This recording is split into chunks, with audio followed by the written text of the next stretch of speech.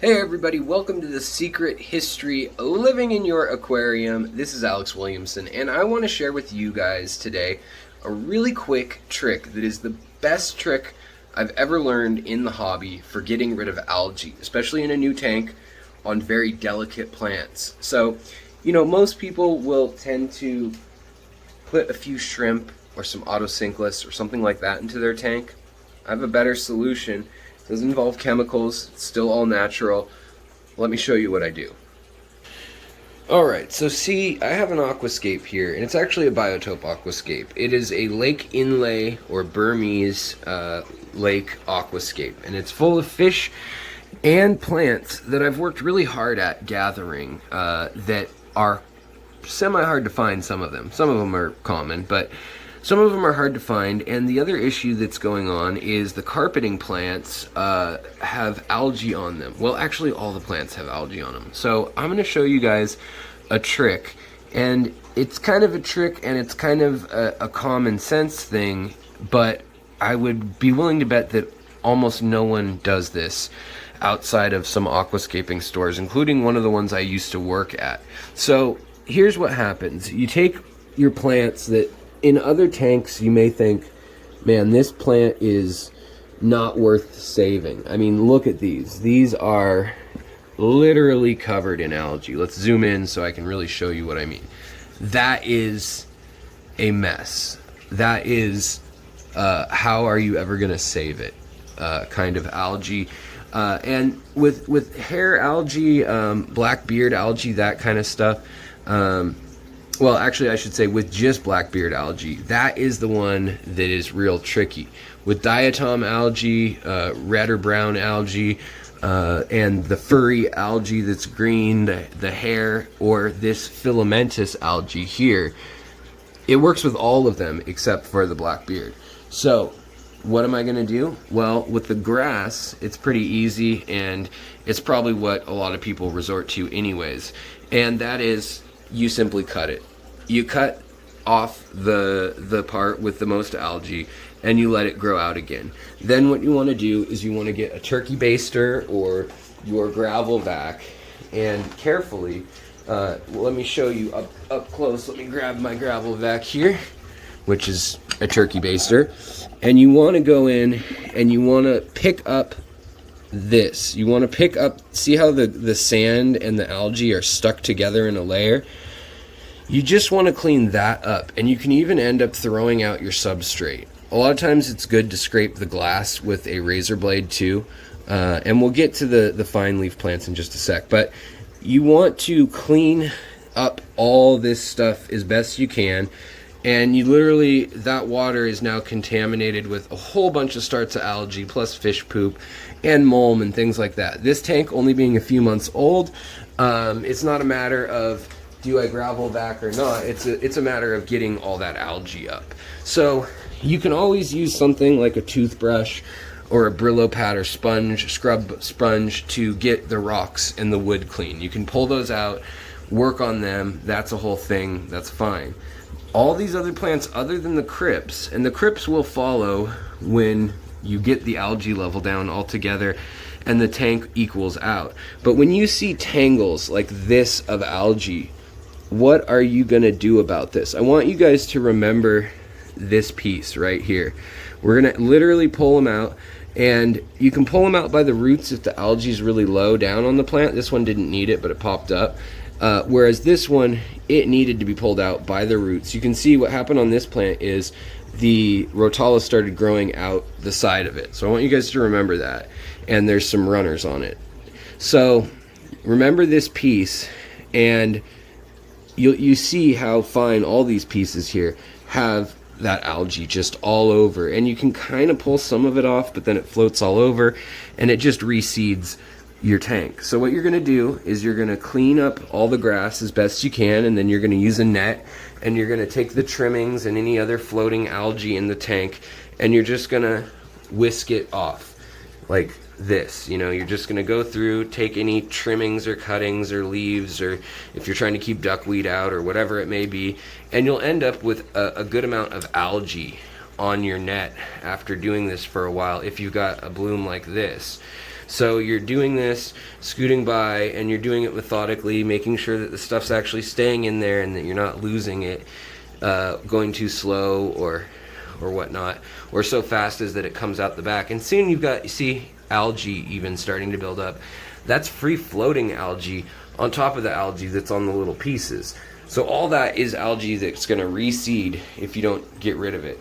So do that, then pick whatever pieces you think need cleaning, the ones that are the very worst in your tank. And what you're going to do is you're going to grab them. Any of the leaves that are completely covered and dead and are yellow or brown, you can just carefully rub with your hand back and forth like this. And if they come off, those leaves are done for, and they're not going to be rehabilitated anyways. But these other leaves, I want you to see how this looks when we're done. So this all looks pretty darn bad and tangled, doesn't it?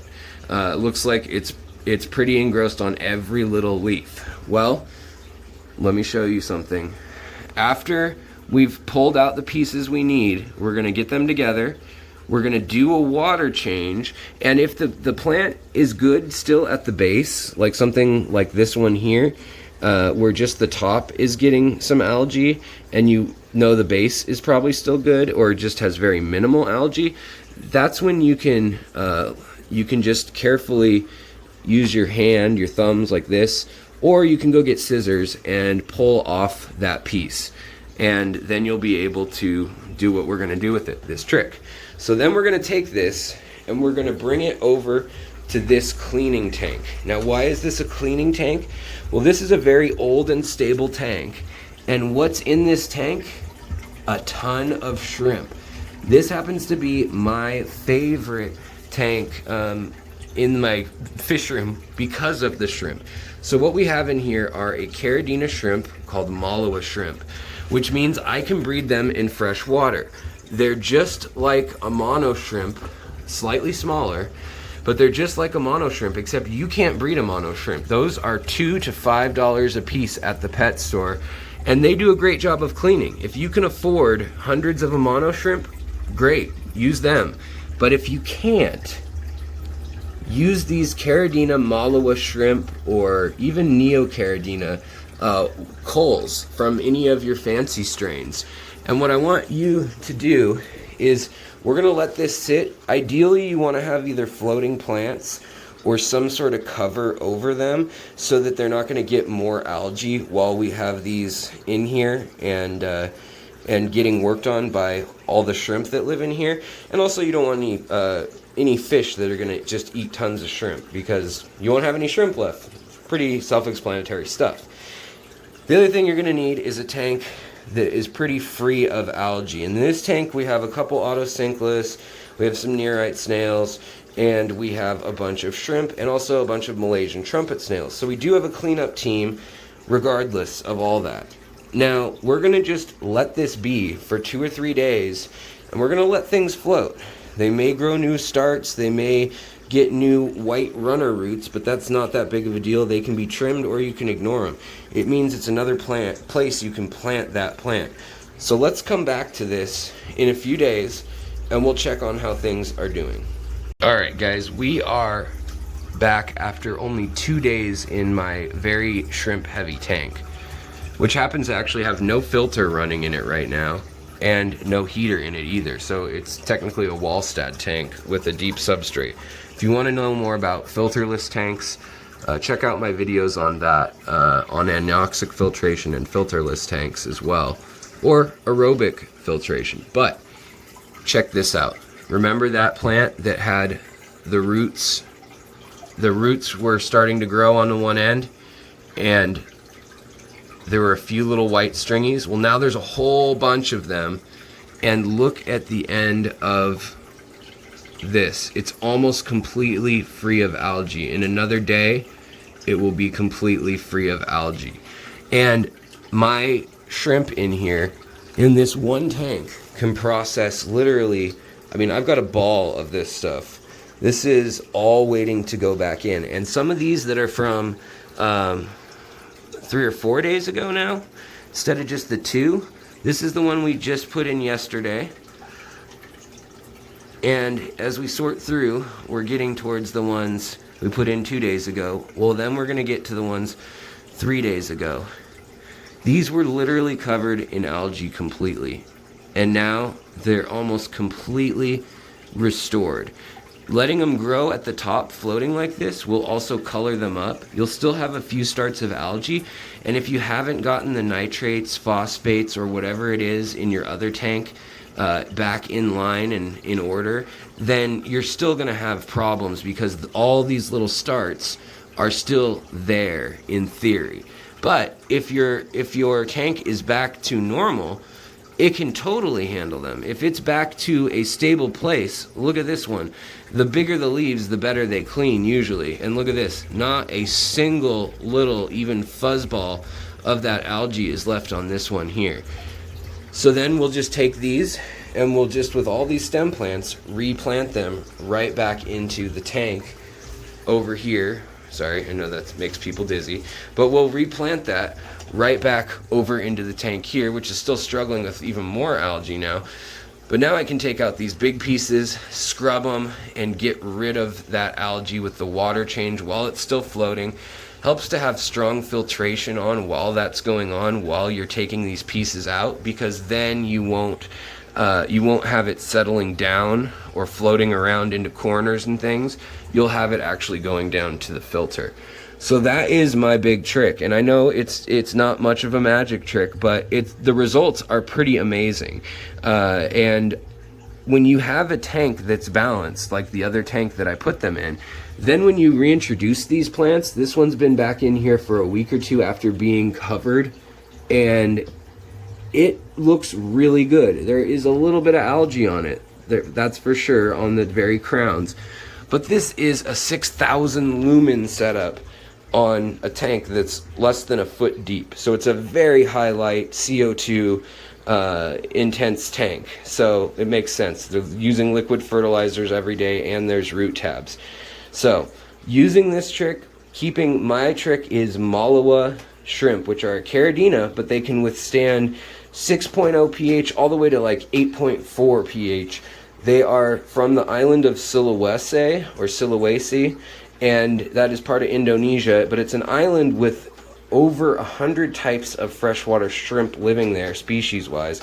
Well, this is one of them that actually can live in a wide range of the creeks and streams, and is not one of the ones that is only local to only one stream or lake.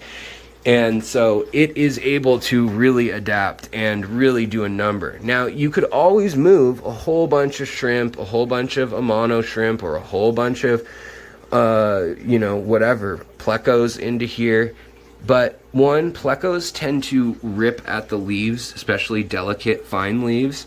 And snails will do the same thing as well. So if you have an aquascape or a carpet, the shrimp are really, there's nothing better than using shrimp. Now, of course, I will put shrimp in this tank for the long haul, but hopefully we'll get this one equalized and we won't have to worry nearly as much about this sort of thing in the future. So if you guys enjoyed this little trick and you think that the tanks I've got look fairly nice, don't look in that closet. It doesn't look fairly nice. But if you think the tanks I've got look fairly nice, you like the lush organic tank look, definitely check back in with this channel, and I will tell you all sorts of tricks and tips, not ticks, that help you out, as well as history and breaking news and new research into our amazing hobby. Thanks for watching, guys. I'd love it if you left a like. So would my friend Bob here. And I'll catch you on the next video, hopefully, if I earned your approval on this one. Thanks, guys. Talk to you later. Bye.